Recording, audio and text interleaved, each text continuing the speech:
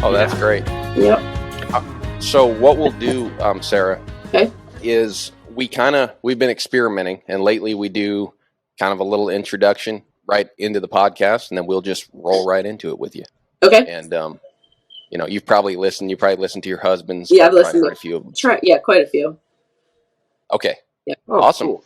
Yep. Cool. All right. All right. Well, Yeah. ladies and gentlemen, we're sitting here. We're talking with Sarah Quinn. She's our guest today. We had her husband on here not too long ago, and I've never met you before, so this will be a lot of fun getting to know you. I've heard a lot about you. I've heard a lot about your expertise in helping horses with their diet and health and things like that. So hopefully we can get into some of that stuff this morning. But how are you this morning? It's great to have you on. I'm great. Thank you for having me. I'm still in shock that people might want to hear what I have to say. So it might not be the So best. are we. Yeah. It's a funny thought. You came highly recommended from a lot of people. Thank you. Oh no. Yeah, so Go fuck Don't- this church. don't disappoint, I guess. Yeah. Yeah, we've hopefully heard not. nothing but great things. But I'm really not sure why anybody listens to this thing, because we kind of feel the same way. People Yeah. get all excited about our podcast, and it's like, this is really just an experiment and an exercise, and maybe it'll be good after 100 or 2 episodes, but Yeah. in the meantime, this is just practice. So I'm glad folks are getting a kick out of it. But Yeah. anyhow, something. I just realized my battery's low. I'm sorry. I'm such a loser. Definitely get set up. Yeah. Take your time. Okay. All right. Go ahead. Well, something I wanted to ask you right off the bat. Oh my gosh. Can you still hear me? Yes. Go ahead. Okay. Something I wanted to ask you right off the bat, kind of open it up, is so I'm more familiar with human diets somewhat. I don't know a lot. I know enough to be dangerous. That's about it. But I really don't know much about a proper horse diet. Okay. But I'm more and more aware that with humans, probably post World War II, industrial era, there was a great lie propagated, and it's grown ever since, that basically to benefit the consumption of processed foods and to kind of shun the traditional diet, traditional simple eating. And, even doctors were paid and people to say that sugar was not the problem, that it was cholesterol and like all these things. Right. So I was thinking about this podcast this morning, and I'm riding out with the guys because we were checking our cows. And I was like, just starting to let my mind open up to our conversation this morning. And I thought, that's what I want to ask her first thing, is I'm sure there's something similar with the horse diet. I mean, we just feed grain every morning and they go out and eat hay. And it's this very basic diet. And it's very prescribed. Like the feed store guys want to tell you what you should feed your horse. Even the extension offices sometimes have this very cliche answer when you ask them about, Right. your hay sample or what kind of grain you should feed. And it's not much different than your mainstream dietitian. And for sure, if you go to the store, the labels all point you a very specific way. How much of that do you see in horse feed? That we're feeding something that's not right, and it's totally unnatural for a horse to eat. Yeah, I do. I think there's a lot of that, and I also think it's that that classic human thing where we just kind of find an answer and we stay content with it. I try in most of my I call it management, let's say, to think of how they're designed. So a horse is designed to be a grazer, and we as humans throw 1 or 2 big meals of grains in front of them twice. Some people once, some people twice, some people only when they work, whatever that may be for each person. And there's so much of a day that a horse isn't eating, which is what they're designed to do. I don't know the science on this, but I heard somebody say once that like a cow and a horse in particular have a certain number of chews they have to chew in a day to find mental peace or mental whatever, like that if they don't reach that, they'll reach a level of psychosis or something. And I don't know that it's true, but I've used it. That makes a lot of sense to me. And I've used it as kind of a beacon for things. So to me, forage, hay, alfalfa, and the balance of that is one of the most important parts. second to that, I think, is loose mineral, loose salt, and I just trust that they can kind of know what they need and go about that. And then supplementing concentrates, I'd call it, being grains and like your feed store bag. That's where I would go third. And the idea of some of those ratios, I think, have gotten off over time. And I think it changes with how much you use a horse and how much you don't. You know, again, most of what I say is all relative for like how you use a horse or the demands on a horse. And that can be a hard winner. That can be a mare with a foal. Like, it's all relative. But you know, I'm way more apt to feed a lot of fat. Same in our diet. My family's diet is a lot of fat in a horse is okay. It's a great thing, actually. And fat doesn't make a fat horse fat, but similar to us. So I'm most of my grain. Like, I actually have I worked with the nutritionist in town so that I wasn't just, you know, going on a whim. But we made a really good grain mix, and it's really high in fat and really high in protein. And people are afraid of protein also, and it's just not something that I steer from. And so I don't know that answered the question, but it's a high fat, high protein, really good forage consistently through their life. And a good thing that lately I just got a new word in my kind of to illustrate how my mind thinks about it, is like when you ride a horse, it's okay to give them some concentrate before you ride. Not a steeplechase horse. You don't want a big heavy meal in their belly because you get that pendulum of their belly, which is kind of risky. But a horse that you're going to go, let's say, check calves on or even just exercise them that day or whatever, a little bit of concentrate in their belly is great. It's fine, let's say. But the most important part is having the raft in their belly, so that their stomach acids don't jump up to that uninsulated part, which is the top third of the belly doesn't have the same level of buffering as the bottom 2/3 does. So it's, again, like, I think those things are what is so important for us in our deal. We don't feed enough concentrate for it to really truly matter. Ours is mostly from hay and mineral and salt, but that how you use it and the timing in which they're fed, I think, is some of the most important things. If that makes sense. No, that definitely answered part of the question. And, you know, of course, we want to know more about you and find that's just hear about all kinds of things. But I wanted to kind of bait the listener's breath and even go there myself right off the bat, because that's really fascinating to me, at least. And I know that's like a common thing these days with people trying to eat healthy. Right. And so in the horse community, you have the same thing. You have people trying to figure out what they should feed their horse. Right. And Joe and I both probably deal with that all the time with, we ride outside horses for folks, and you'll have clients come and like, they kind of have an idea of what they want the horse to eat, but then they ask you your opinion, and it becomes this thing where pretty soon you realize they don't really know what they're supposed to feed their horse. Right. But they would like to feed the right thing. Yes. But they don't have any knowledge. And it reminds me of how I felt like growing up. I don't know tons now, but I know more about how I want to eat personally. But I had no idea. I just tried to eat healthy. But one week you ate salads, the next you only drank water, the next you were eating, you know, whole wheat bread, like whatever it was. You were trying all this stuff and you had no idea what the truth was. And you feel that same uncertainty, like with a lot of horse clients. And I kind of have it myself when they say, well, what do you think we ought to feed them? And I'm always like, well, I'm not sure, but we'll just keep them fat and ride them and whatever. But I'm sure there's some importance there. And so I'm very interested in that. And, so. That guideline for me is like Ricky and I try to find like a middle of the road grain or grass hay. I don't want it to be super rich because they eat it too fast and then they don't necessarily manage themselves. You know, they're a little gluttonous by nature, and I don't want junk with trash in it and things that they would rather pee on. I have it on Do Not Disturb, and I'm still getting calls. You're fine. We have masterful editing techniques. Thank you. Person sleep. Is it because she was trying to FaceTime that it came through? Is that a setting I don't have? Oh my gosh. Do Not Disturb is on. All right, that's all I know how to do. Sorry about that. All right, so what do we do? Start over at Grass hay. No, you're fine. We'll just keep going. But we're going to edit some of this. But Joe, I can't hear you, so it could be me. I might need to log out, and log back in. No, you're good. I muted myself because the dogs were running through, but we're good now. No worries. Perfect. Yeah. Yeah.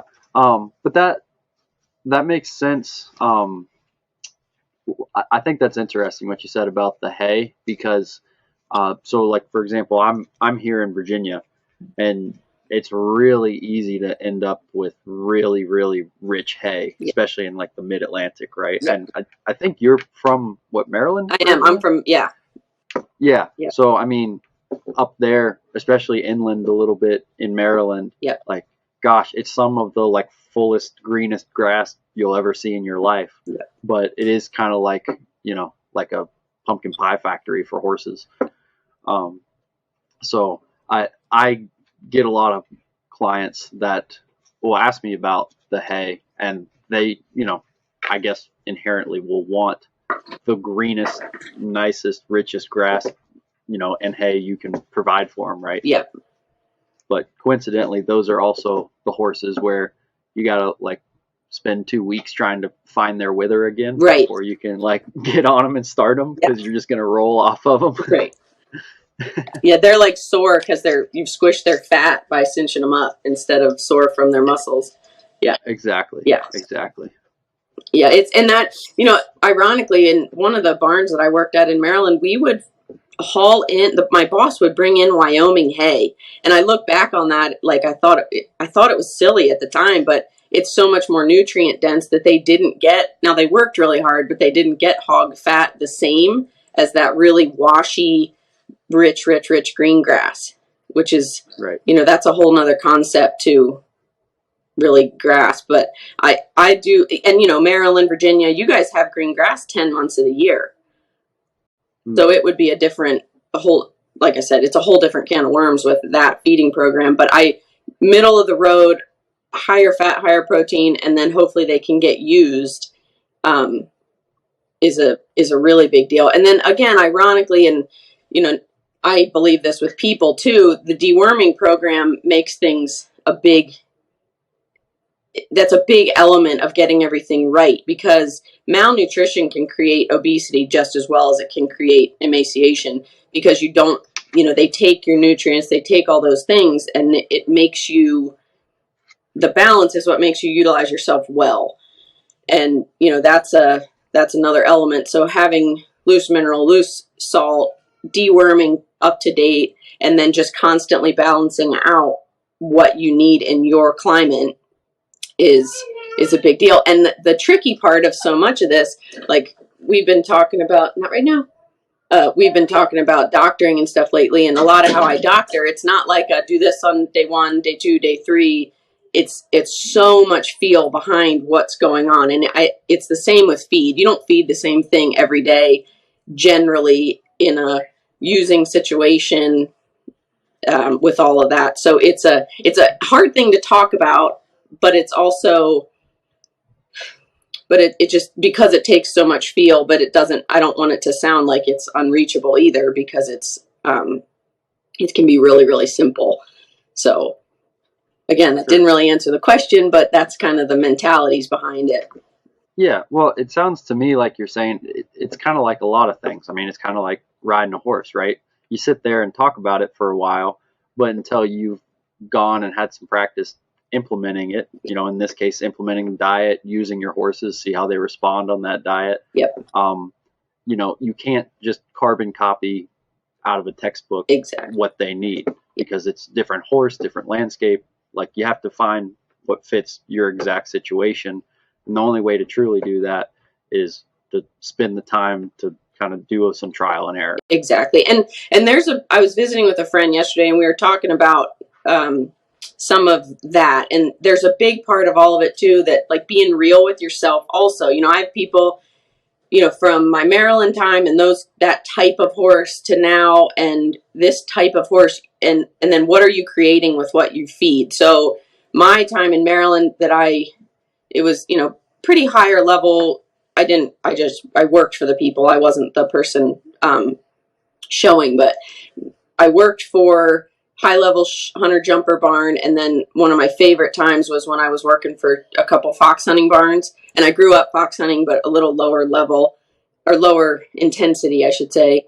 But it's all a different end goal. Like if you're really if a Grand Prix jumper is going to be treated differently, but all that said, being realistic with with the horse that you're managing. So I have a horse out here. Everyone sees him and they tease me that he's too fat. But this horse, he's 4 and he's still growing, and he's so hugely muscled that like growing hurts him. He's that hugely muscled, and it's to a detriment. Like, I love this horse. He's the neatest horse. He's the easiest horse I've ridden in my whole life. But the way he's built is almost a detriment. But I have to be realistic. I don't want, speaking of like human trends in eating, is ketosis. I don't ever want a horse in ketosis. And people were kind of designed to be that way.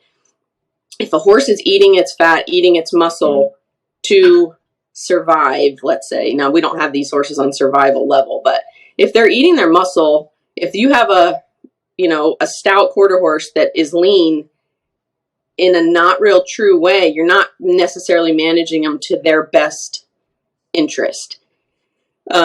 Just like if you have a Grand Prix jumper, they're built differently. So you have to be realistic about, are you feeding the muscles? Are you depriving the muscles? Do they have enough fat to have fluidity in their joints? All of those things. So that's I'm going to say I get a little deep. People tease me all the time, but there's a huge part of self-reflection in a lot of it. Like, are you being real that horse is hugely muscled, or do you not want to do the work to get him where he needs to be fitness-wise? Is that horse lean and you have him fed that way, but now you've created a fire-breathing dragon and it's like he's got an IV of Mountain Dew? Like, are you being real with yourself on horse-to-horse-to-horse management? And unless you have a barn full of the same exact bloodlines, you're generally going to have to be kind of a horse-to-horse situation, and it takes work and it takes reflection. But it's, like, I geek out on that stuff. I think it's great. But that's the other part, is like really knowing what you're dealing with and how you're managing it and what are you creating. It's okay. The horsemanship world doesn't love me saying this much, but I don't hate when a Grand Prix jumper is a little bit jacked up to go do its job. Like, I was a pretty big football fan for a while, and that'd be like asking Ray Lewis to like stroll out and, drink a lemonade on his way to play a game. I think it's all relative with some of that. I don't really want a horse super, super soft going into a huge fence. I kind of want them taking me there. And if their mind is a little busy to do it, I think it's all relative. Now, my kid's horse, I want them to be well fed, well taken care of. I don't want them behaving because their arthritis is so bad and they're starving and they're in ketosis and they're, got stomach pains and all the stuff. I don't want them behaving because they have to or because they can't do any better. So again, it's all just relative, and it takes a lot of feel, but it's really fun to work at figuring it out.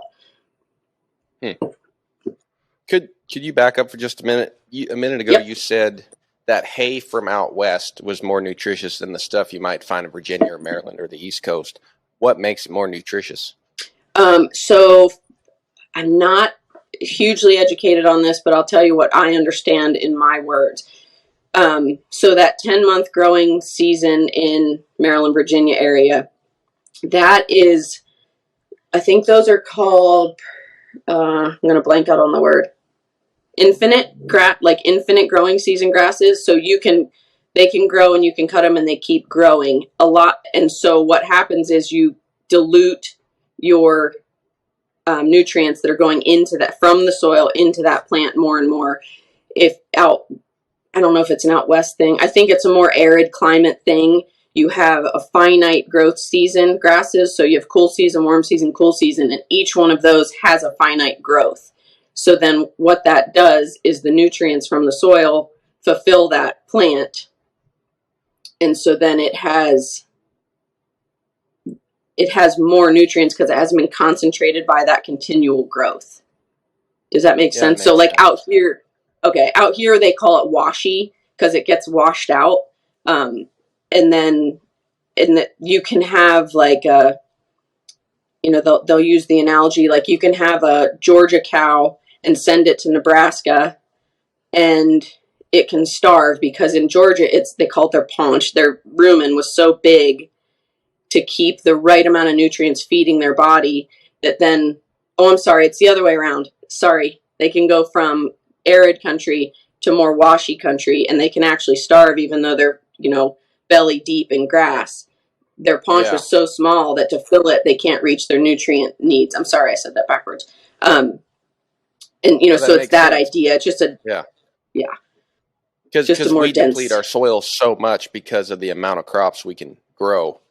Because even right now we're feeding hay to cattle, and we have to keep a mineral protein tub out there, like liquid protein, throughout the winter. Yep. And then every spring these guys are dumping nitrogen down and adding potassium, and you have to do a lot of soil maintenance, I guess, because you're harvesting so much off the top.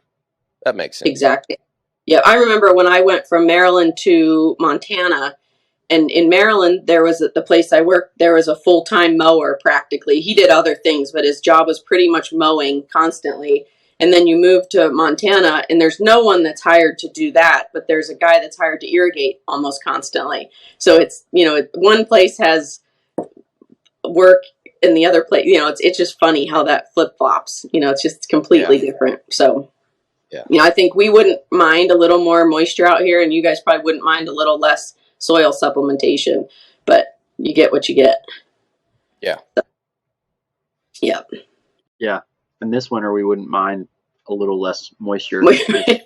Feels like we've been underwater this particular winter, but normally it's a blessing. And we are, that is one nice thing about this area is in my lifetime, I don't think we've ever had any sort of serious drought. We've had a couple hard months here and there, but nothing like you'd see out west. Right.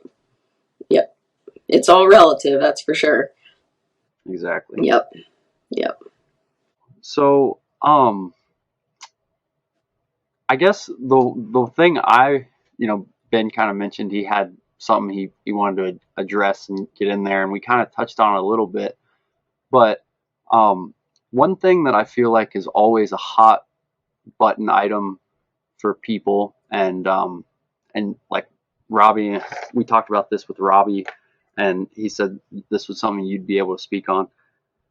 The big taboo word with horses is always ulcers. Mm-hmm. Ulcers. People talk about, well, this was an ex racehorse, he has ulcers, or all this stuff. Or don't do that, you'll give him ulcers. Don't do this, you'll give him ulcers. And it seemed like if you took in everything everyone said, it's like you couldn't even get within a square mile of a horse without giving it ulcers. Right.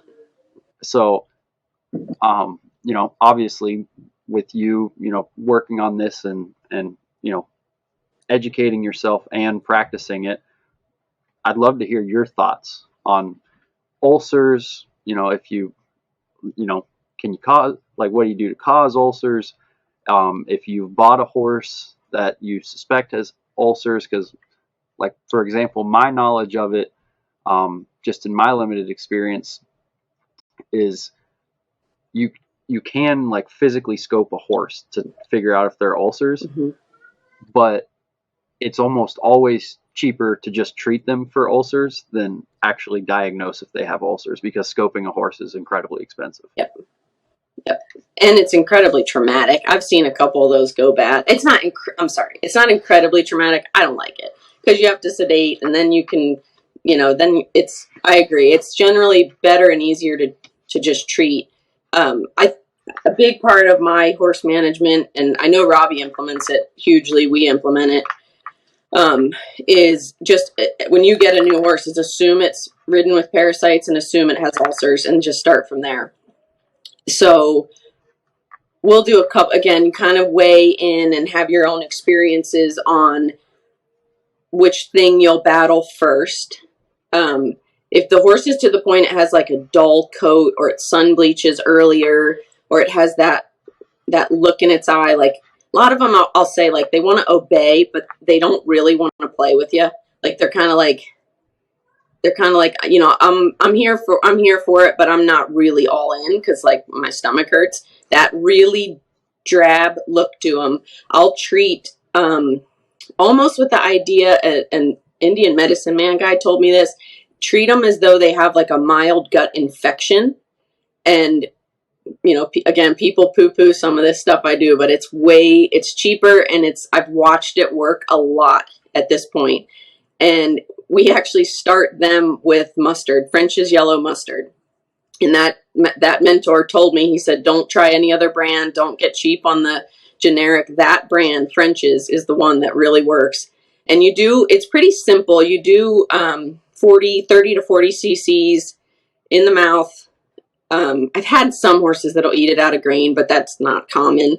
And I do it like anywhere from 3 to 6 days. So the first day they hate it, they're deeply offended. You would put that in their mouth. And then the second day they like it. Third day they'll like suck it out of the tube. And then a lot of horses will sit there and suck their lips. It's hilarious. Day 4 they like it. Day 5 or 6 is when they'll start to not like it again. And then that's when I stop. And it's, you know, I'm assuming it's some of the ingredients in it. Probably the pH involved. I don't really know why it works, but we've watched it just make horses bloom. And whenever a horse likes something like that, I think it's a biological wisdom that they might have. So I kind of take that with some weight. So we'll generally start with the mustard if they have that dullness to them. If it's just like they look pretty good, let's get on getting them right. We'll start with Safeguard or Panicure. And back in the day, you had to do it through vets, and they called it the Power Pack. The cheapest way to do it is to buy the liquid cow. Well, that was that. Yeah. Okay, here she is. Great. I'm sorry. You're back. That's right. Phone It died died on while you? plugged in, so I got it in a new spot. I'm sorry. All good. All right, and now it's too bright. No worries. There you go. Okay. Where was I? Or where did I lose you? Cool. French's mustard. It's the only mustard you can use. Okay. French's mustard is the one. 40 cc's a day. Yep, 30 to 40 cc's a day.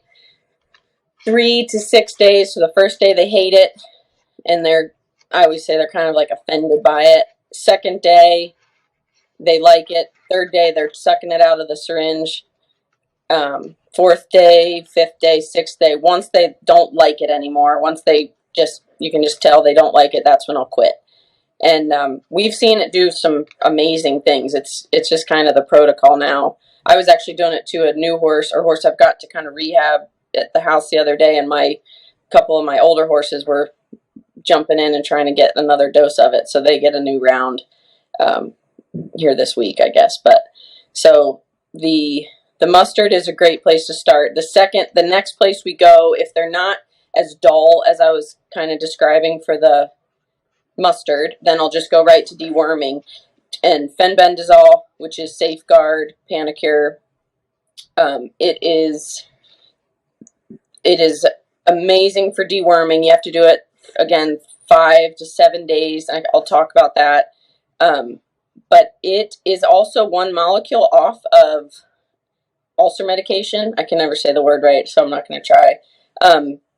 It's one molecule off of ulcer medication, so it's also going to treat your ulcers kind of passively, which I really like, because I don't love ulcer medication unless a horse is really riddled, because the mechanism of it is to slow acid production.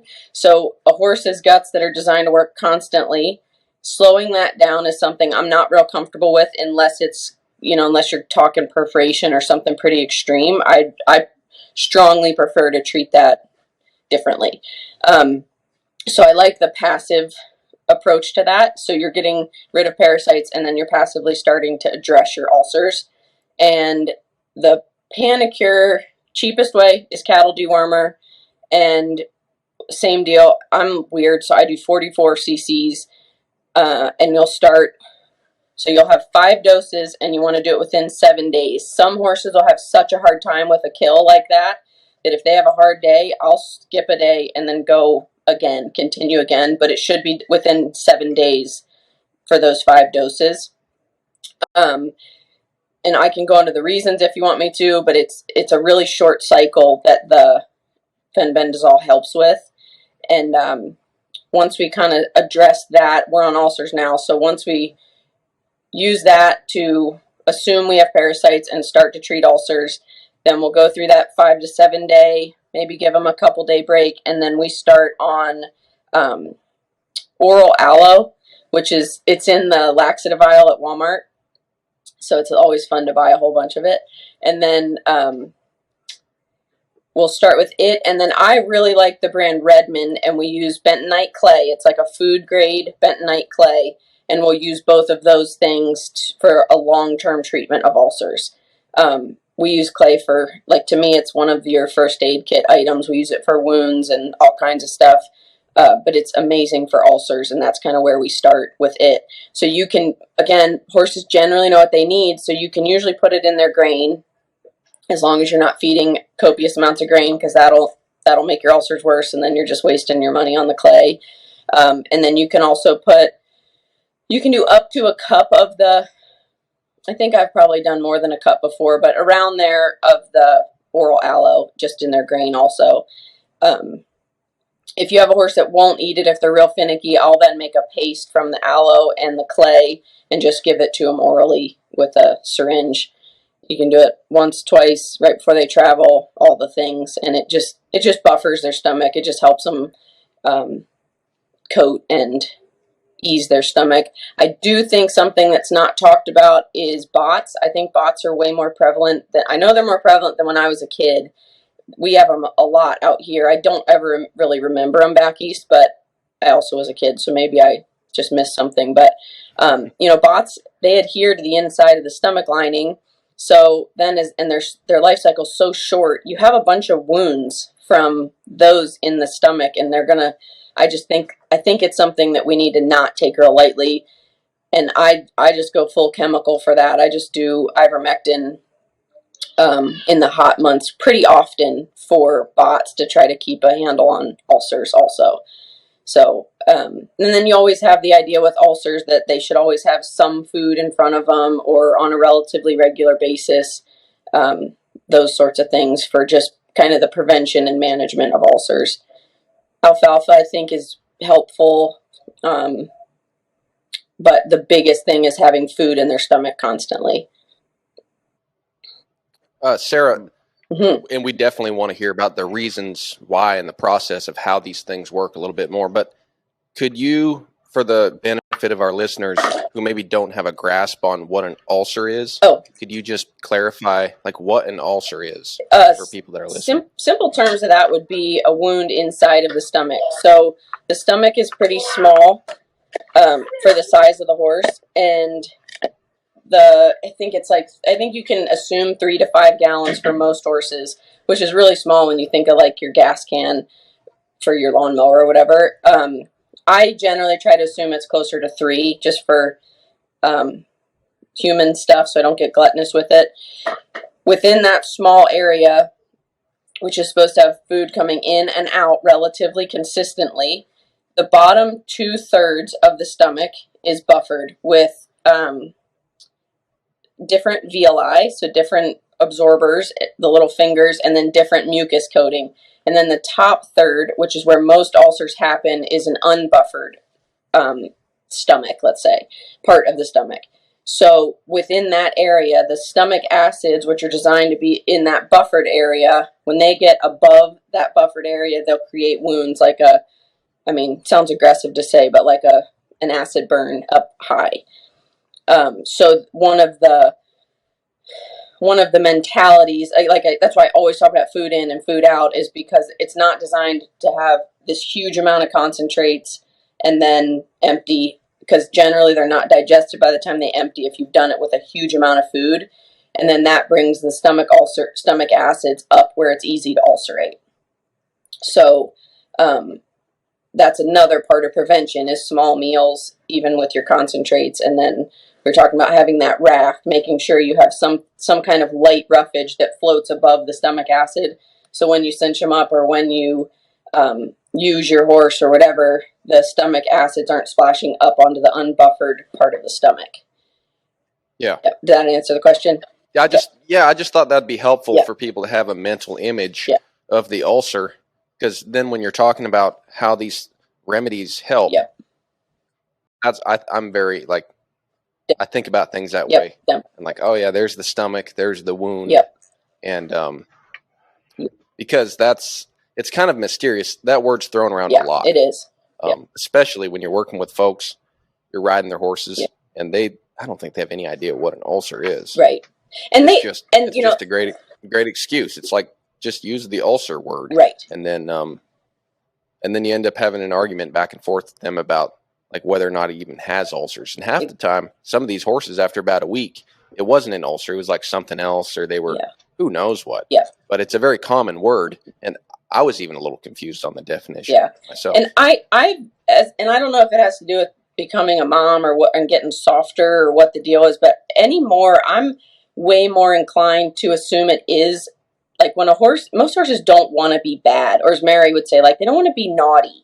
So generally, I really do feel there are the outliers. I understand that there are some that are just renegades, but for the most part, I think if they're saying something's wrong, it's probably something. So it might not be ulcers, but it might be that their sternum is out of place, or it might be, and when I try to be pretty compassionate with a lot of that stuff, and it can be a brace. I agree that sometimes like over a week you can go, that was a brace, but it can also be that they learned how to tolerate the pain. And I think figuring out that balance is such a big part of, again, management, or like you said, like the buzzword that people just say, oh, it's just an ulcer, or it's an ulcer, it's that, or it's only this, it's only that, I don't know, he doesn't like the buckle on his cinch or something like that. I generally do think a horse deserves, like when we're going to ask of them what we ask of a horse, they deserve to have balanced feet. They deserve to have balanced teeth.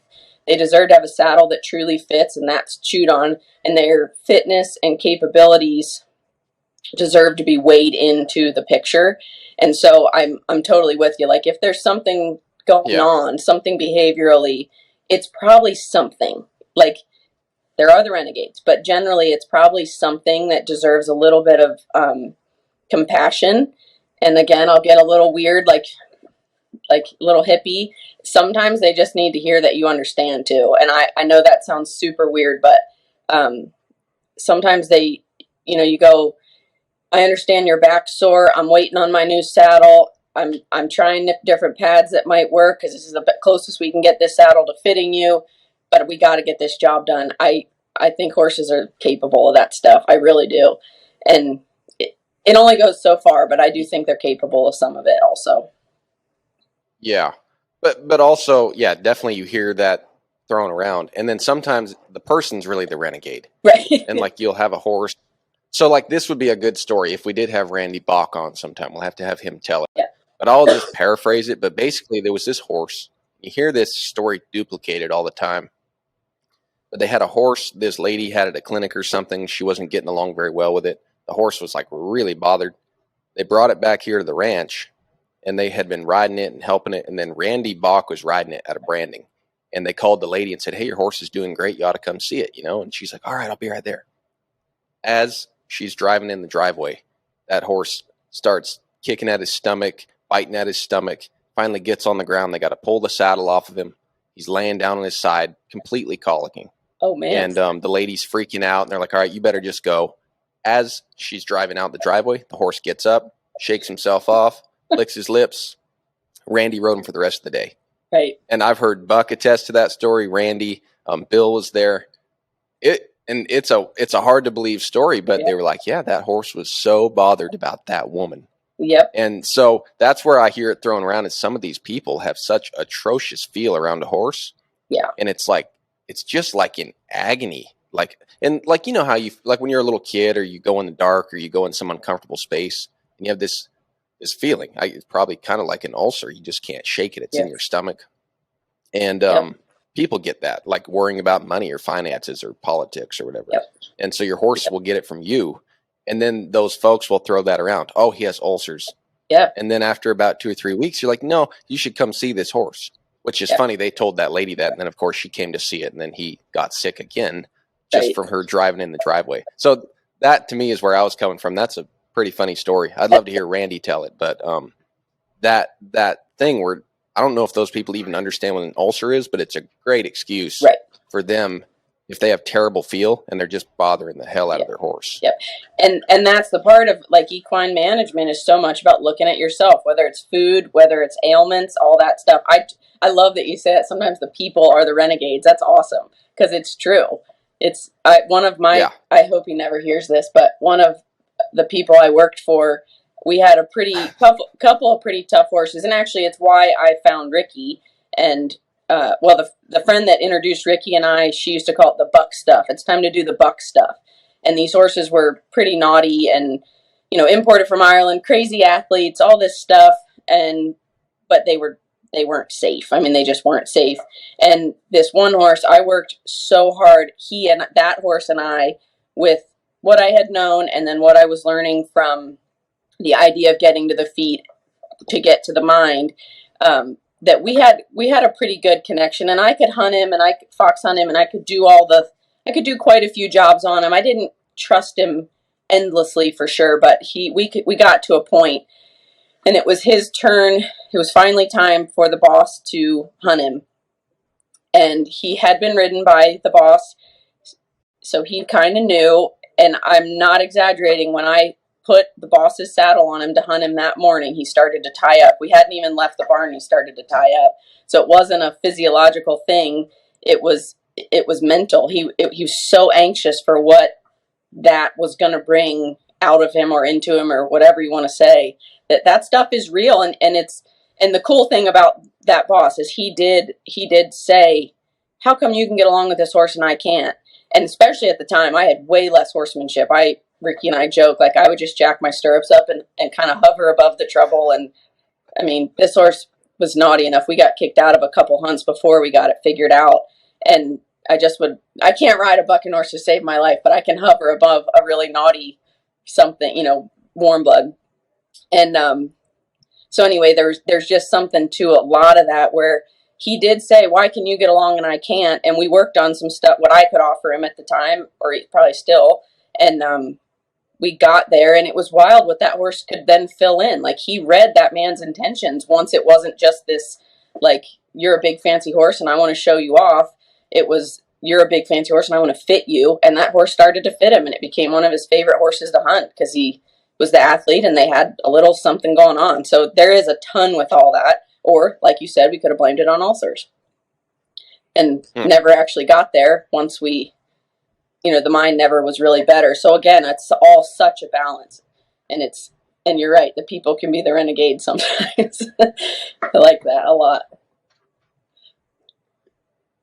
Yeah, we try not to let them off the hook on this thing. Right.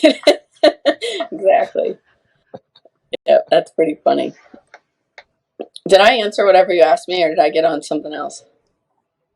No, I think we're good. Okay. I mean, then we were getting back to, you were talking about the rise of bots and how that's a more prevalent thing. And you were about to get into that, and I sidetracked you into the definition of an ulcer and that whole spiel. Yep. But yeah, you were about to tell us about bots and why there's more of them. Yeah, I just think that I think bots are more of a contributor to ulcers than we realize, because they are such a short life cycle. So they bite the stomach and then they let go in such a short amount of time that they've created a little wound. And like the saying, salt in the wound, as soon as you've got an opportunity for the stomach acid to take hold, I think it does. So that's why I kind of intermingle deworming, or that's one of the reasons I intermingle deworming and ulcers, because I just think it's all kind of, they all kind of play off of each other. The dark stuff is good at taking hold. It's harder to get the good stuff to take hold. But yeah, that makes sense. Yeah. Yeah. Yeah. And I generally do bot treatment, the whole, like, after the last frost and after the first frost and before the last, I don't know, you know what I mean, related to the frost. If you can, hit your bots at the frost at the end of the spring, right before, and then hit them again at the right after the frost in the fall.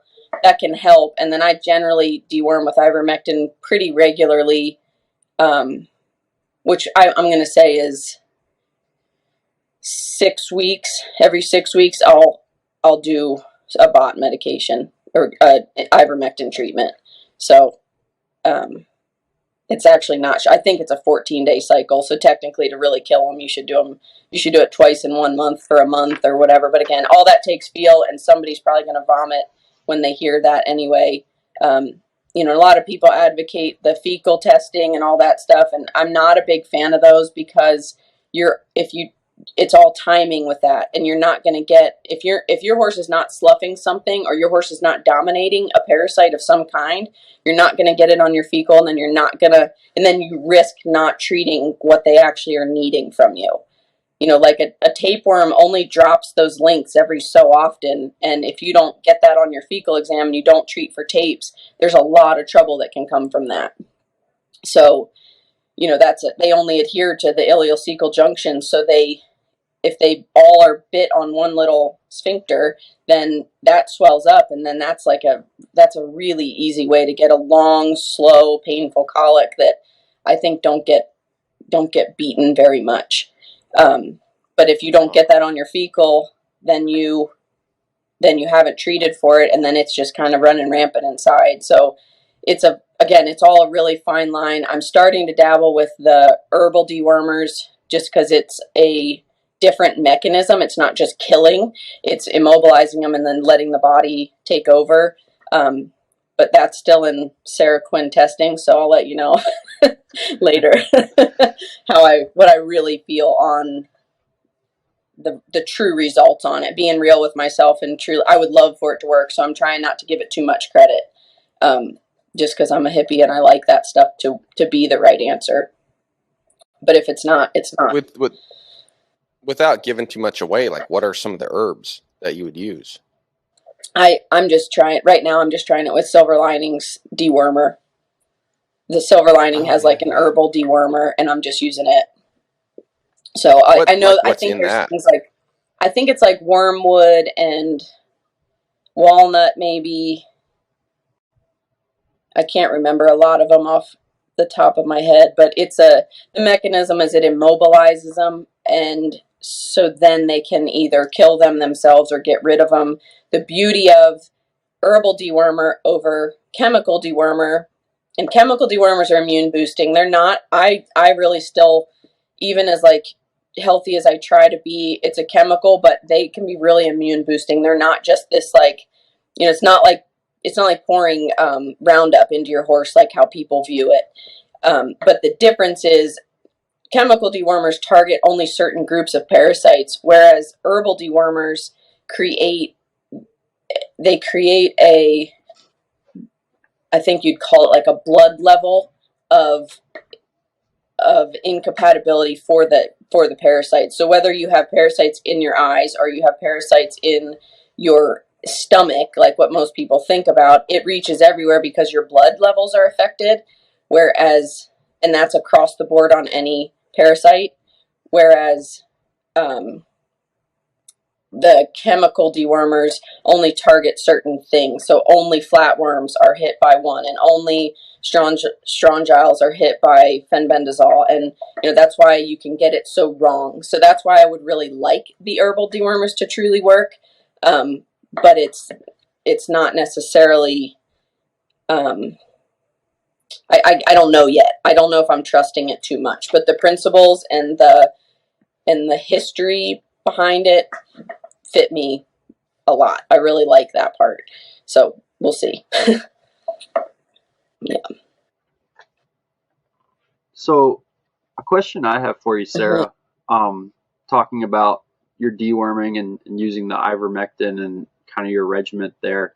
I don't know that I have strong opinions on this, but one thing that's been popping up, at least around here quite a bit, is people have been starting to taper down how much they deworm, kind of using the rhetoric of parasite resistance as the reason to deworm less, and then the parasites will be less resistant to the deworming. So when you actually deworm, it's more effective. Yeah. That's kind of the general philosophy.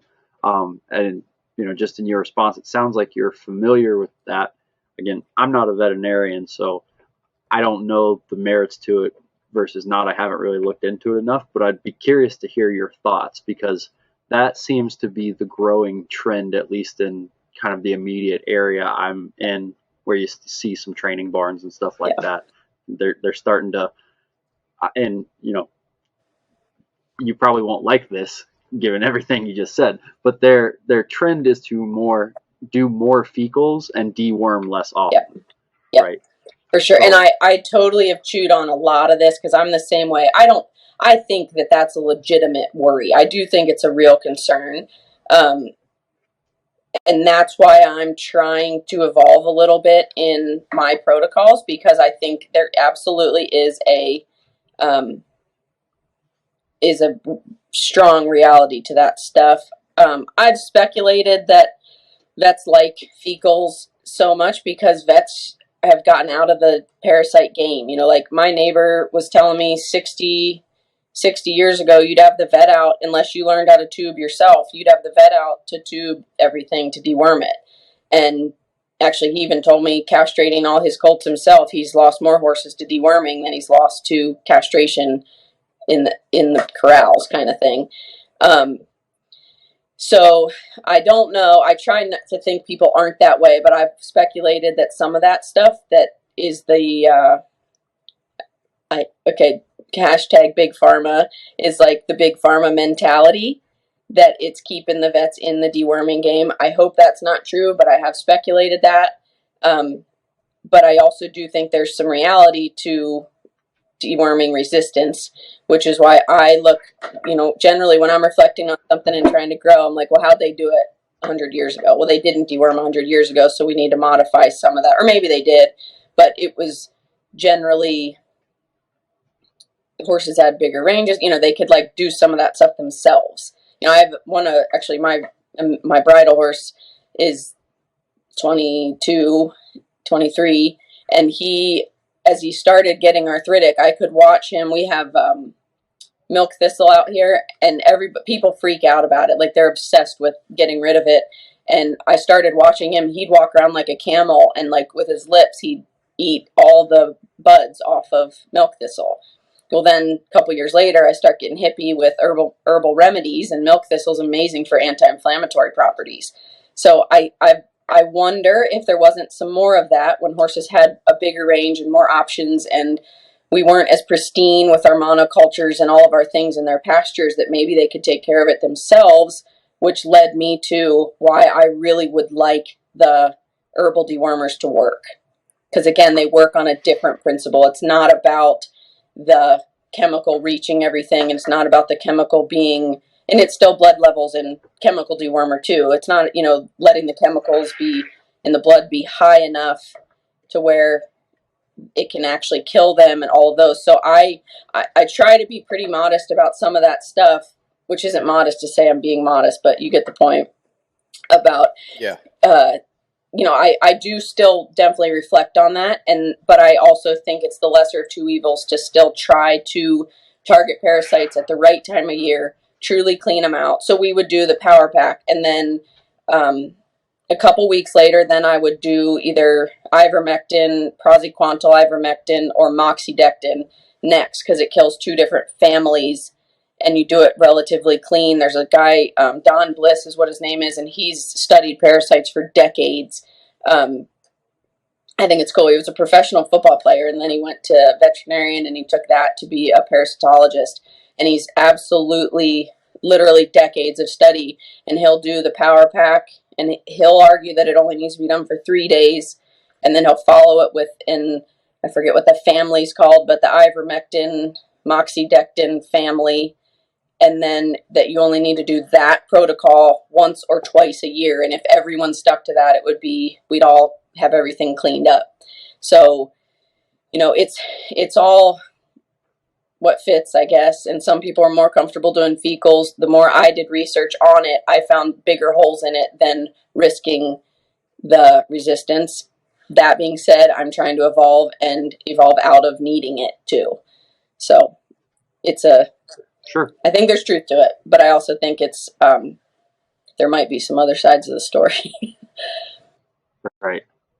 We've had a vet on here, Dr. Mark Chrisman, and he had a really cool episode. You'd probably appreciate it, but he worked for a lot of vet schools for a lot of years and worked at Virginia Tech for a long time, and now he is a vet for Zoetis. Okay. And so he is big pharma, right? But he is very open and saying, like, I'm here for the lifestyle and the paycheck, and I realize that I am big pharma. Okay. And he will very openly talk to you about, we are doing this because they want to do this, or we are doing this because we want to do that. So might have to table that topic for the next time he's on the podcast, because I imagine Mark would be pretty unabashed in his opinions on that. And sharing the whole picture. I think a lot of times the big picture can be missed, and then you don't necessarily get a fair opinion in your own searching, I guess. But yeah, sure. There's a lot to all of that I'm skeptical by nature, so I'm pretty comfortable with finding the conspiracies and things. But it's but I really do try to be real about it. So, like I said, like a horse, I think most horses don't want to be trouble, just like people. I think that most people want to be good. They don't want to come and scam you. So it's all that's relative. But, right. Agreed. Yep. And speaking of big picture, so we've been talking about prevention and treatment, and then you just touched on it a minute ago about, what did horses 100 years ago, like, were they worming them, were they not? So with these bots and ulcers, and you said you're seeing a little bit more of an increase even since you were a kid and getting started riding horses. Like, it does make me wonder what, it wasn't just cowboys, but equestrians, people, 100, 150 years ago, and then all the way back to like the time of Xenophon even, have you thought about that much? Like, why we have more issues, or if we do, is it just a cycle and we're just in the middle of a spike or something? Yeah, I have. I think some of it, I think a big part of it is how mobile we are. I also think, meaning how much we travel. And then I think another element is, so bots is the example. Another element is how close we are. I haven't tagged a bot by myself, but there are, places are pretty big out here, and there's still 4 groups of horses within 5 miles of my house. So, and a bot is said to fly up to 5 miles in their lifetime. So if I'm not deworming on the same schedule as my 3 other neighbors, are we, is that what's attributing to the resistance and parasites? Is that because then only the stronger ones live and travel, all those things? I think some of that, I have chewed on that a lot, and I don't know that I've found an answer that really truly brings me peace, but I do think things are just different. I think it's just flat out different. It's not just what you do to manage your horse, it's what you're around, and a lot of that stuff is just, it's everywhere. I mean, it's little things. I mean, you get parasites from the hay you bring into your place, and when we didn't bring hay in from elsewhere, and hay is cut so low, parasites only go so high up the stem of the grass, all those attributes. I think it just has to be, I think it's just our lifestyle has allowed it, maybe perpetuated it, we aren't collectively fixing it. So maybe that's why, I don't know, but that's what I would guess. Yeah, that's a good point, especially folks on the show circuit that are traveling all the time. Right. New weekends, new stalls, and I didn't even think of that, like with feed. Yep. And then even your diet might already be somewhat incorrect, and then it's being shipped in from somewhere across the country. Yep. And then if you're buying hay from Wyoming and you live in Florida, or if you live somewhere up here and you're buying that hay from Florida, a lot of times there is a lot of mildew and different molds and things like that you don't even see in that stuff. Yep. So Yeah, if you're bringing and that's all happened in the last like 50 years, right? exactly, Like horse trailers and traveling all the time. yep. And if you're bringing in chicken whatever to put on your pastures to replenish them, you're getting more than the nutrients, and they have a different parasite load than horses, so what they're not killing through their, it's just all, I just think all of it is just so interlinked. And again, like, I'm old school wired, so it's like, yeah, that's a whole nother topic, but I just think we've gotten so far from the simpleness that I think it's just a consequence of what we all like to do now. It's just part of it, I think. And unless we all deworm on the same day nationally, and whenever you get to a new place, like I tell people that when they leave Nebraska, like the Olson horses that get sold, and they're taken care of. The boys, well, not the boys anymore, but everybody's getting it pretty dialed in. But again, the life cycles are so short on parasites. Make sure you deworm when you take them home, when you leave here, and then probably do it again when you get home, so that you're not taking our nose flies. I think we never had them in the East, but we had greenheads, which were terrible. But nose flies out here are awful, and I don't want that to go somewhere else. So get rid of them when you leave here, and then. But I think it's some of that stuff that's the last thing you're thinking about when you get your new horse and you get home and you want to ride it and you're excited to show it to your family or whatever. You're not thinking about that stuff. So it's just a product of life now, is my assumption. But hopefully I make it to heaven. That'll be one of the things I ask.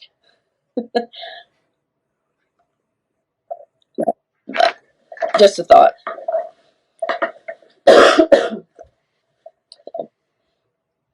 Cool. Yeah. Ben, do you have any other questions as far as the nutrition side? Because I might switch gears pretty heavily here in a second. No, I kind of figured you might, so that's fine. Okay, cool. So like I said, neither Ben or I know a bunch about you, Sarah, but I'd be curious to kind of hear your story more as far as, going from Maryland and now you're, kind of doing. I'm not trying to offend you when you say this, but I don't think you'll get offended. But you're kind of doing the rancher's wife type thing in Nebraska, right? Which is a large transition from fox hunting in the Mid-Atlantic. So I'd be curious to hear about that a little bit if you're willing. Oh yeah, I grew up in suburbia. My mom has a big family, and she was raised a little different than her siblings from a circumstance, and she stayed suburbia, and then the rest of my family stayed in a really cool place called Tawnytown. And my aunt was I think she won the Governor's Cup down in Culpeper, in Upperville, and she was kind of all with homebreds, which I always thought was really cool. So I've had some amazing mentors, and I was actually I kind of forgot this, and I was telling somebody the other day, my oldest cousin on my mom's side was killed in a car accident when she was 16, and I didn't really want to ride because I got really scared of actually her horse when I was a lot younger, and I never really wanted to ride like my cousins and all the stuff. And Kim was an amazing horse person. She was kind of following in my aunt's footsteps with some of the direction she was going, and I was a little kid, I was 7 or 8, and I remember sensing this sadness in the aunts, and so I started riding to give them something to do again, to kind of not replace Kim. It wasn't anything like that, but I actually forgotten about that until it came up in a conversation the other day, and then ironically then it turns into my whole life and wouldn't change any of it, which was kind of neat. But so I rode. We got a really naughty pony, and I rode as a kid, and my grandfather had a hunt club, just a small, I guess you'd call it a private club. My uncle took it over, so I grew up just kind of on a kind of horse showing a little bit, just local shows, and then fox hunting as much as I could, as much as I could handle. My pony was a runoff, so it would be probably every 5th time we went out, someone else, a grown-up, would have to ride him. So that I would have the nerve to ride him again. But showed a little bit, and then that evolved. By the time I was in high school, I was taking it more and more serious. and I think I worked my way into a thoroughbred horse so I was kind of getting out of pony, getting into her, doing all that. And she had the capabilities. I didn't necessarily ever want to spend the money it took to really, really show.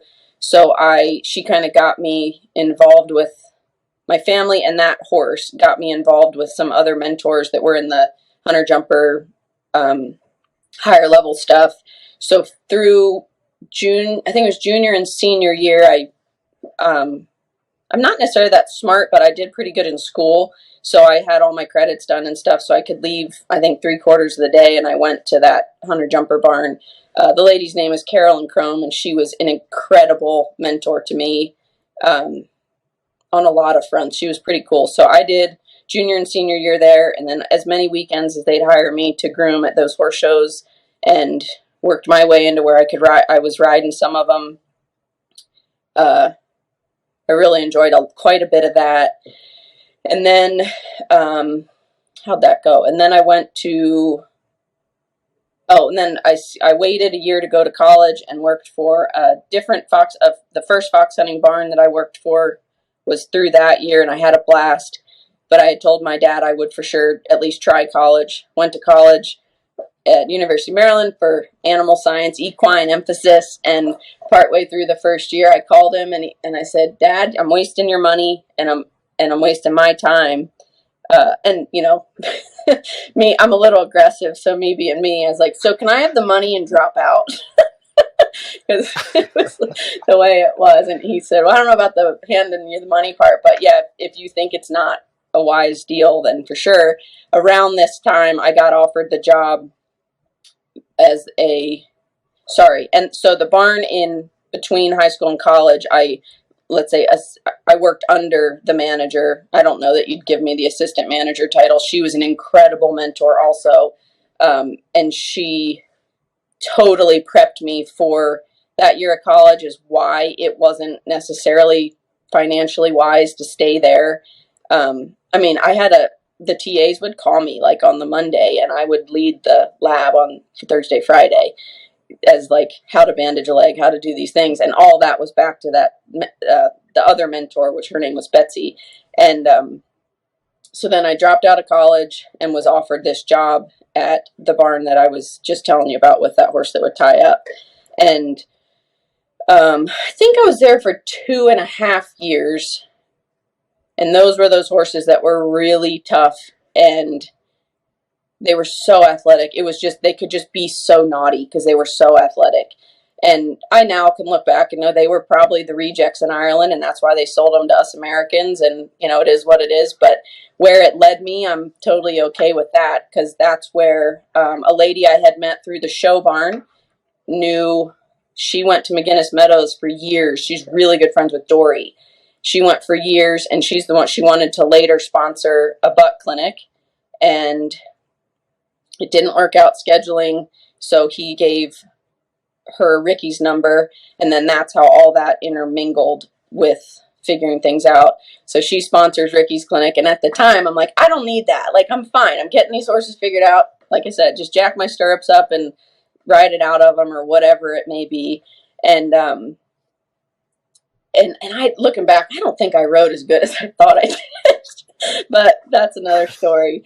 But I stayed pretty safe. Well, I call her my aggressive German friend. She got me to the Ricky's clinic, and then it was kind of opened a bunch of doors with how to actually stay safe with these horses and actually truly get them to where they understood. And as you guys understand the horsemanship, it was a game changer for me. So that's where the tides kind of turned. The funny part of the story was that at Ricky's clinic, he's so old, you know, he's 4 years older than me, but he just acts so old that I'm like, oh, he's totally got like a family and kids, and he's taken. And one of my best friends growing up was a guy, and he was like, oh, you're totally into it. And I'm like, no, I'm not. He's definitely taken. He's like, all right, whatever. Well, he saw it before I did. And then the lady that sponsored that clinic, a couple weeks later, she said, hey, can you call that guy and ask him a couple questions, horsemanship questions? And it was like, you know, she's pretty heavy with her spurs, and her mare was kicking up at her leg. And I was like, well, it's because of your spurt. I'm like, I'm not asking him that. Like, I can tell you right now. And she was, just ask him. Well, we never actually answered. We never talked about it. So they kind of wingmaned for me. And then we talked on the phone for a year before we ever even saw each other again. And so then that's how I then eventually got to McGinnis. And they, like Joel said in his podcast, that was kind of the heyday of hands there. And so I couldn't get hired on as a wrangler. I was hired as like a housekeeper. Thank God I got to help in the kitchen, which was really cool. And then I got to help Shane's ex-wife, Joanne, quite a bit over at her house, which was best case scenario for being hired on as a housekeeper for sure. And anyway, like, I still made sure I rode. I would wake up and get a bunch of kitchen stuff done. And then I would jingle horses in just to get horseback, I'm really glad I did that when I did. Most mornings, I think I did that. And it was pretty fun. It kind of kept it fun and did all the stuff. So that was only a year, I guess, that I stayed at McGinnis. And then we left there. And Ricky's a pretty forward, pretty aggressive guy. So before we were even really registering that we were homeless, we were on the web. Actually, I'll never forget it. Internet was different then, so you had to like get somewhere to use your computer to research real estate and all the stuff. And it was Buck who told Ricky, check out Nebraska. It's the last best place, because he knew it from Bill and Bobby up in the Sandhills. It's the last best place because everywhere we could find was 10,000 an acre and no grass or water, one or the other, it seemed like. And then you check out Nebraska and it's like kind of affordable. You can drill well anywhere. Grass is pretty good 9 out of 10 years, 8 out of 10 years probably. And so we went about that, and there was definitely an adjustment for me from, like you said, fox hunting in the Midwest to this life. And I was never a girl that was wired to be a housewife or a mom. I mean, never. And then we got married, and then I was going to be a mom. So then I had a whole nother set of adjustments to make, and it was hard. Like, I would not change any of it, but it was a very hard adjustment for sure. And then now I guess I've adjusted so extremely that I have a friend that joked with me. He's like, you're so far from a feminist, you're almost a male chauvinist. and and there's a little truth to that it's just, being out here is so wholesome and so simple for me. It just fits me so good that it leads me to a way more simple mentality and appreciating the simplicity. I understand feedlots are necessary to feed America, but I'm way more inclined myself to fatten our own beef and go about it that way, if that kind of makes sense. Give our family the best we can. I have a milk cow because, I got stuck on some research and raw milk's the best, so that's what we got to do. And I like cows too, but so it's a heck of a switch from all I ever did was horses to now, where I'm pretty focused on being the ranch wife and being a good support, doing what I guess the mentality is like I try to do what I can and where I can help, essentially, and Ricky tries to do his version of that, and it kind of works out. And I kind of wish it for all the people that think we're equal. I think that's more what it is. I'm not really opposed to it, as I wish differently for people with that adjustment, but it did take a lot for me to get to that place, that adjustment, but a lot of retrospective thinking and perspective and all the stuff. So wouldn't change it, and I take pride in the ranch wife word. I feel way less ranch wife than a lot of the women that I know out here. These women are amazing out here. It's incredible. They are back east too. I don't mean that to sound that way. It just really fits me organically now that I've kind of calmed down. Calmed down would be the right way to say it. Yeah. Did you ever feel? So I'm gonna preface this by saying I'm gonna ask a lot of poking questions. Yeah. And so but you heard I'm controversial, and you're trying to get some stuff out of me. No, like I said, I don't know you from Adam. I'm just asking questions. I did hear that though. Yeah. Yeah. Joel. So when you moved out to, your part of Nebraska, and I've been to Nebraska, but I don't know how your little corner is. Yeah. Was that an adjustment kind of fitting into the community a little bit, being like, I mean, I guess you'd already been at McGinnis for a while, and Ricky had been married or consistently in a relationship, whatever it was. Yeah. But were you like that? Oh, that's the chick from Maryland who just moved down the road.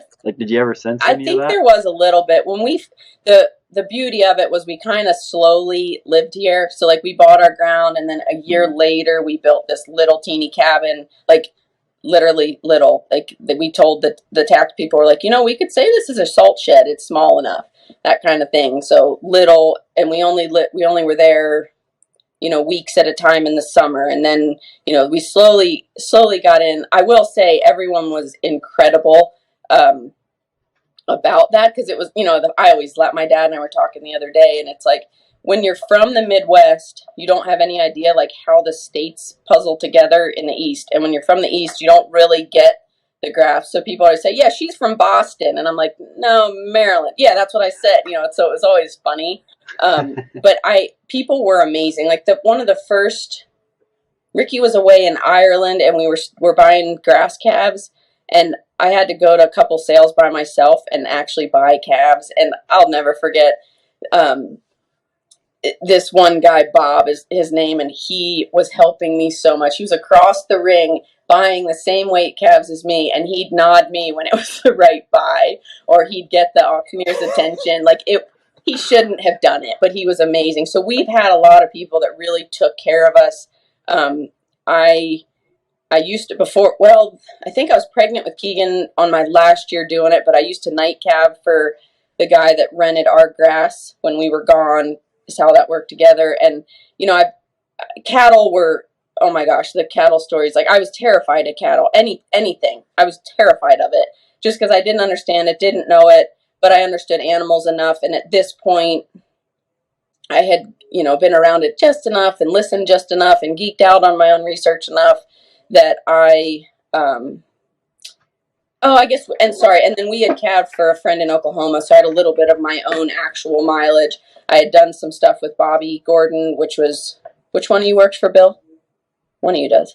You, okay. So I had worked for Bobby and Lynette or spent some time with Bobby and Lynette for a little bit. So I had some background, and I ended up night calving for one of our neighbors. And I think I remember going to the sale barn, and I would just go because I love looking at that stuff and running the numbers and doing the math and just trying to get comfortable with it. And Wayne, I'd walk into the sale barn and he'd say, yeah, this girl, she night calves for me. There's no better night calver. We don't even have night calves because she checks them so much. He's giving me a hard time for doing such a good job, kind of thing. He's like, so I think some of that stuff, Ricky and I both just kind of put our heads down and did our thing. And I kind of preferred that nobody knew who we were, honestly. And it was just kind of nice to just do our thing. And when we first got here, we'd put together high risk cattle. And I think at the sale barns, there was a little judgment with that. But we turned them around and definitely lost some money sometimes and did our thing. And like I said, we just kind of kept our nose down and didn't care who knew anything about us.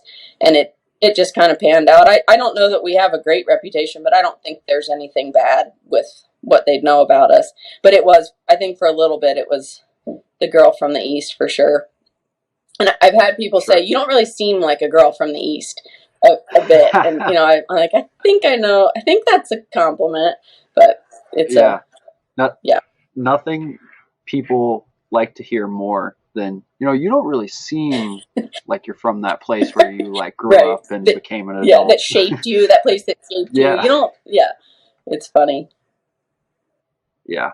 Yeah. Or they finally find out where you're from and they're like, oh, I knew there was something, I get it now. Like that makes sense. Yes. You're exactly. Like, what? What makes sense? Yeah. What part? Good parts? Yeah. The one I get, so I don't know how obviously, Upperville and stuff. I'm in Blacksburg, so the western part of Virginia. Okay. And the one I got when I was studying in school. I have an engineering degree. Okay. And so when I was working places, like I'd be talking to like clients from California or something like that, and then they're like, "Gosh, you're awfully well spoken for someone from Appalachia." Yeah. And I'm like, Dang. I think, Yeah. thank Yeah. you, but like, yeah. So anyway, Yeah. it's a little bit like that everywhere. I'm like, the Midwest does not have a trademark on Yeah. that kind of behavior by any means. I think it's funny. I've noticed it with that kind of judgment where there is almost like a snobbish twist to it. And I had a girl tell me that, she's like, you're pretty anti-feminist as the example. She goes, you're kind of you're stuck in the 50s. That's what she told me. You're stuck in the 50s and it's setting us women back and all this stuff. And this example goes to a lot of things as I've slowed and really looked at it. And I might be doing it by choice. Like, that's what's really hard, really hard for people to get, is like, I actually have chosen to be this way. Or people joke that Western Nebraska is 50, whatever, some couple decades behind. And I'm like, and I view that as a good thing. And the people that want to jump it forward, well, go somewhere that's up with the times and see if you still feel that way. You might actually choose this.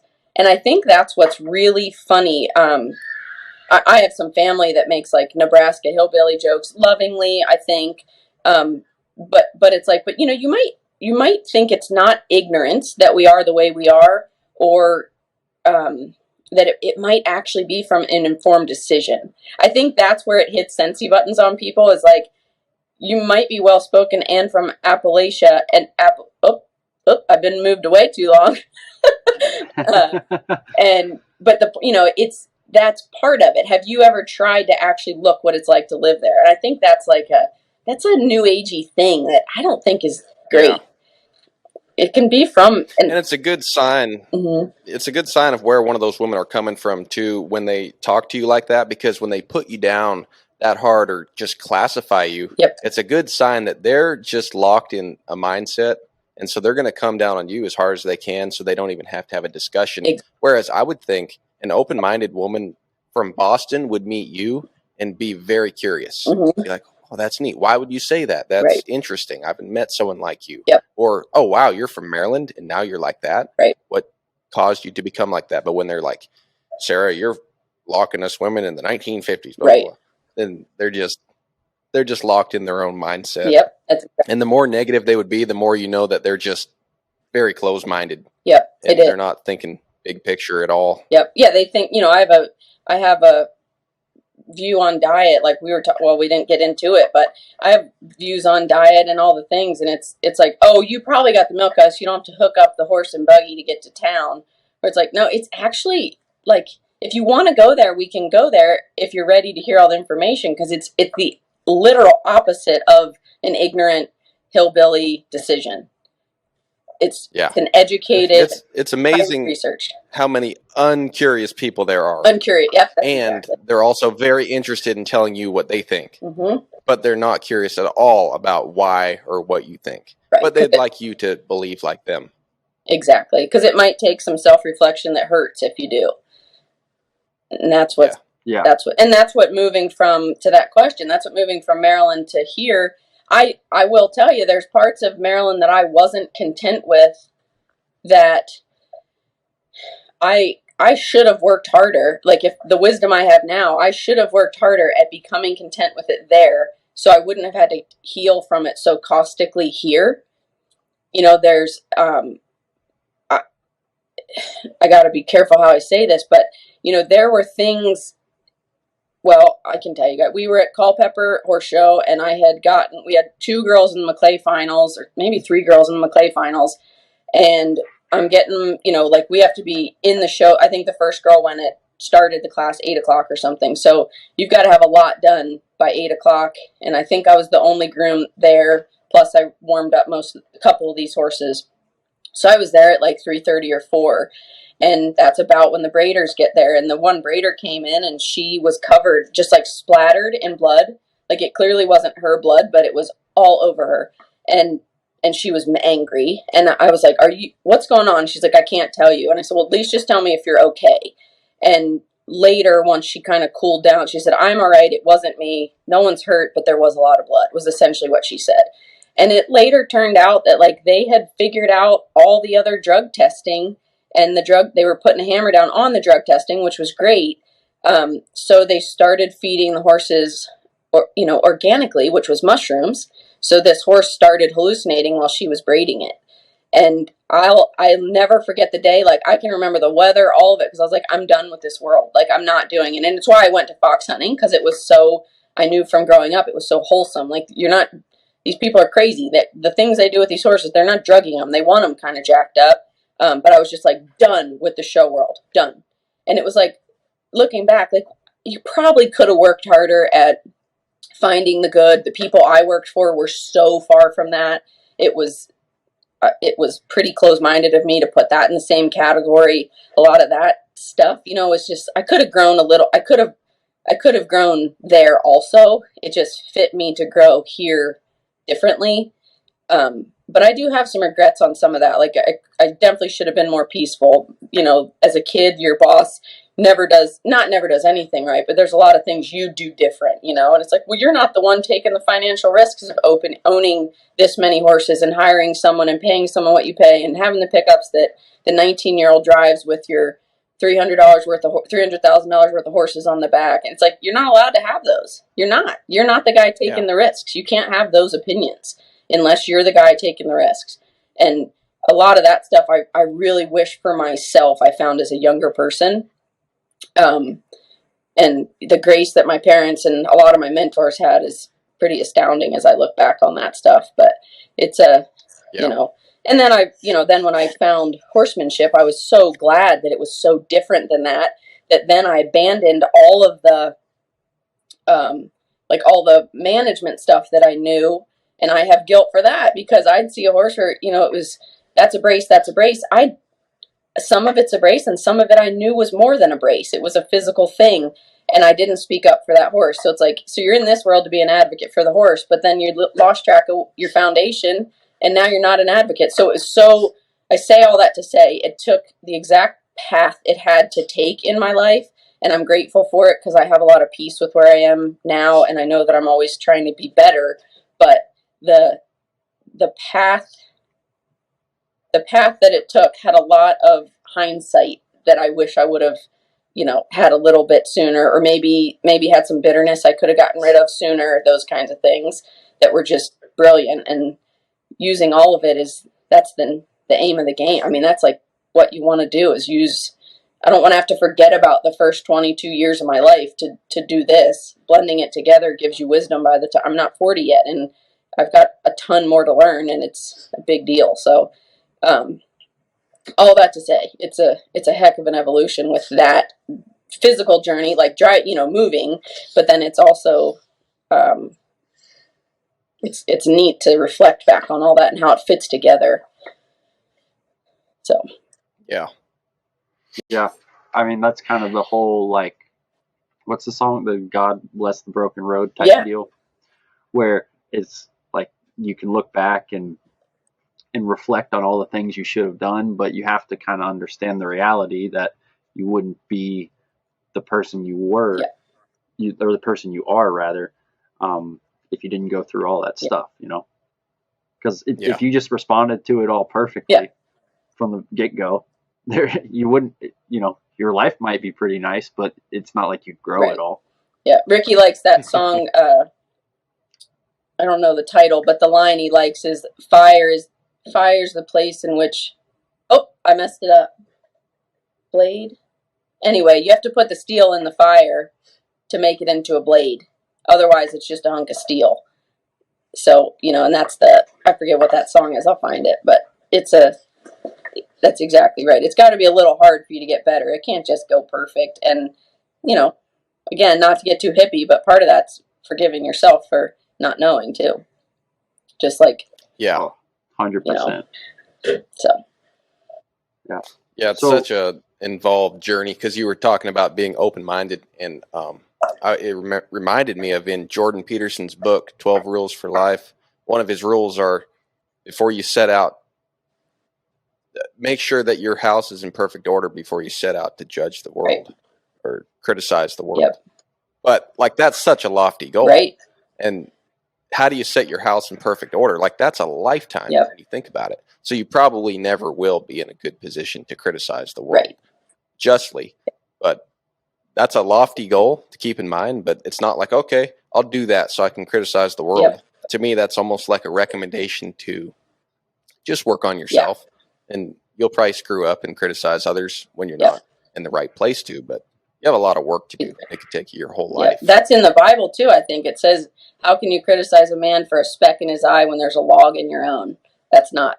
That's right. It's the same. It's like, whenever I read that, I'm like, oh, like that's a little bit of a knife. And in a way, it's kind of like a riddle to you, because you'll always have a log in your eye compared to the speck in your brother's eye. And is giving yourself grace, but also being realistic. You got a log, buddy.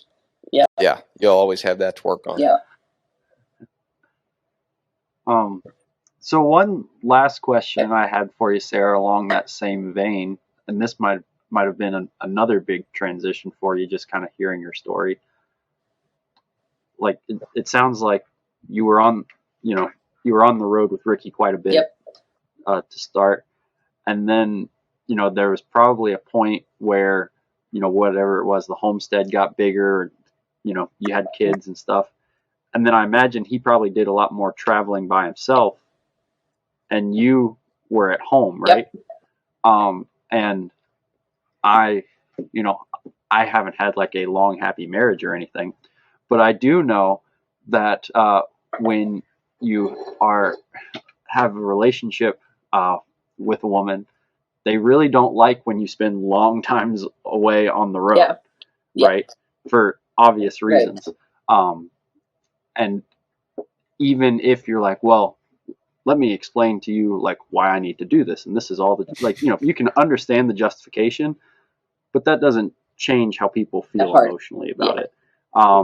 So as someone who's kind of been through that probably on a bigger scale than most, can you speak to what that was like a little bit, and maybe how you grew through that? I don't remember the years. I'm not great with anniversaries and stuff, but after a few years of being on the road, or handful of years being on the road, I'm the one that takes a little bit of the heat on this, because we had that cabin built, and we had done the spring and early summer run, and I told Ricky, I'm peopled out. I don't want to not like people, and I still like them, but I'm on the verge. I'm going to stay home. And I stayed home for that fall run, and that's when I found out I was pregnant. So poor Ricky, he's golfing. He always tells the stories like he's golfing, and I'm like, hey, I got some news for you. So it was a little bit on me. So I got to go through some of that stuff. Yeah, so I go through it I did get to go through a lot of it by myself. It was like being sound at home by myself, learning how to be a mom. Like I told you, I wasn't wired to be a mom. I'm nurturing, but it's a hard job. It's a really hard job. I was going to say, from all your background you just described, you seem like one of the most nurturing maternal people I've ever met. So I'm surprised to hear you say you didn't feel wired to be a mom. It's 50-50. People that knew me before mom, half of them will say, I'm surprised she didn't eat her firstborn. And half of them will say that, well, of course, you've always been nurturing. So I guess it's different parts of me, or I don't know. But I think the deal is I knew I had an idea of how hard it would be to raise children. That's why I was wise enough to be scared to be a mom. I think it was that. And I knew that if I were a mom, I would want to be really good at it and really commit to it. So it was probably fear-based that I say I wasn't wired to be a mom. It's because I probably respected it so much. There's a handful of women that I always just want to hug them when they say it. They have these white picket fence dreams. And then when the picket fence is there, they forget that somebody has to paint that picket fence, and they forget that, the babies might fall on the picket fence. It's almost harder. I think the adjustment can be harder for those women because they have an ideal of what it's going to be, I had no preconceived notion. The part I had to get through was like the hormonal stuff and the I've got kids in here right now. The hormonal stuff and the, you know, that whole idea where you don't get, I'm getting distracted. Hold on. They're so naughty. The Oh my Lord. Okay, let's go get a granola bar. Go ahead, guys. Out. This is perfect timing. Yeah, perfect timing. Right on cue. Yeah, no worries. That whole thing where like you don't get to talk to adults much and all that stuff it's harder than it sounds. The part that was really hard for me was that I was busy all the time before I had kids. And then I have this baby who I want nothing more. And I'm little, you know, I think some people would maybe criticize that I'm a little bit too, like I don't do cry it out. I don't do any of that stuff. I just nurture. And, okay, so to say that is I had a really hard time with how busy I was. And then once I became a mom, I was so all in. It was really hard to look out and go, I've been doing stuff constantly. And now I'm not a part of backgrounding cattle and you know, starting colts. And I still fed animals every day and all that, but it wasn't the same. It was a little rushed, or it wasn't over the top. I didn't get to have my barn put away every time after I fed, those kinds of things. It was hard to go, they're fine without me out there. You know, Ricky was pretty fine. Like, it was okay. That was a really hard part of learning to be a mom and that balance. So back to the question is, then as Ricky was gone more, I have the beauty of, I'm not a Yellowstone person, but Ricky's a little bit rip-ish from what I hear. And as hard as he is, I always had some level of peace that he was, and he's so strongly right and wrong that for a long time, and here we go with guilt again, just in the last couple years, I realized I should have been more guilty of how blindly I trusted him.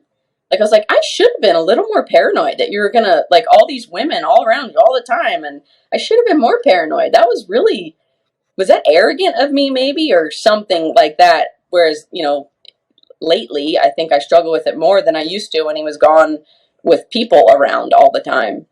So it's, you know, again, it's all, like I apologize. I'm sorry I wasn't more jealous before when we were younger. But it's you know, everybody's different, but it just takes that internal,